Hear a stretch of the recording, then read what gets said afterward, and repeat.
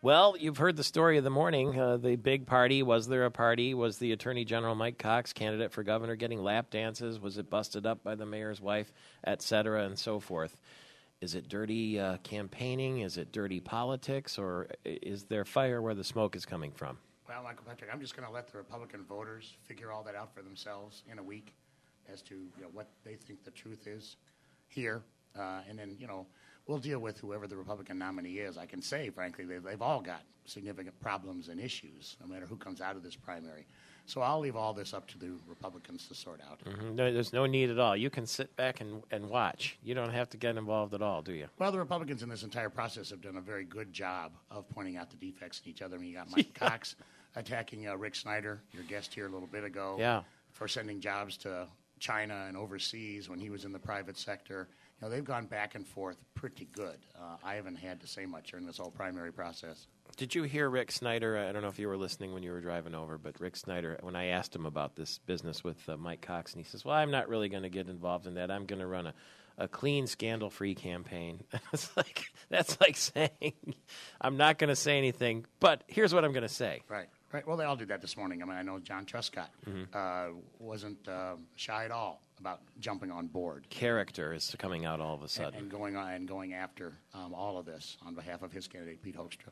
Oh, interesting. I wanted to tell you that you'll get a kick out of this. I went to Kennebunkport on the weekend, and it was in the company of the Bushes here and there throughout the town. It was kind of fun. It was really really exciting for me.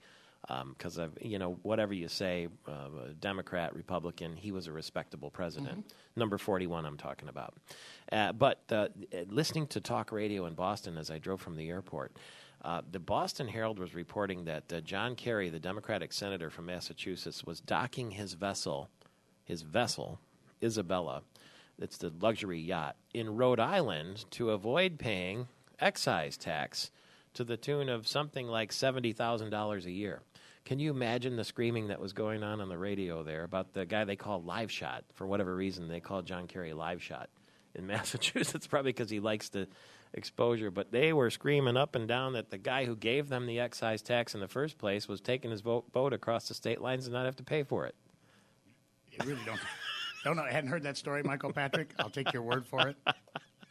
Speaks for itself, I guess. It's a $7 million yacht, by the way. So when you got a $7 million yacht, of course you wouldn't want to put $70,000 in excise taxes on it every year. That'd be crazy.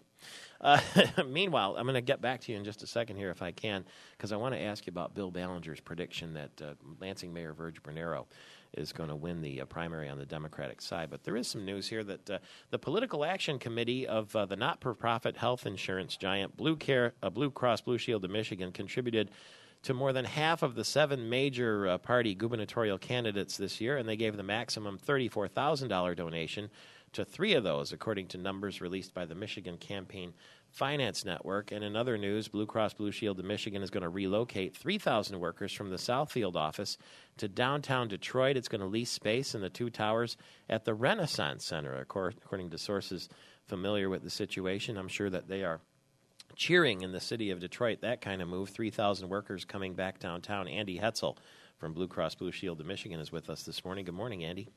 Good morning, Michael. It's good to join you on a breaking news day, I guess. Yeah, it sure is. And it's we got the President of the United States coming in Friday to visit with the auto companies, and surely everywhere he goes, he's still asked about the national health care reform and what happens next and all that sort of thing. And at Blue Cross, you have been actually preparing for that inevitability before anybody even thought of it, to tell you the truth.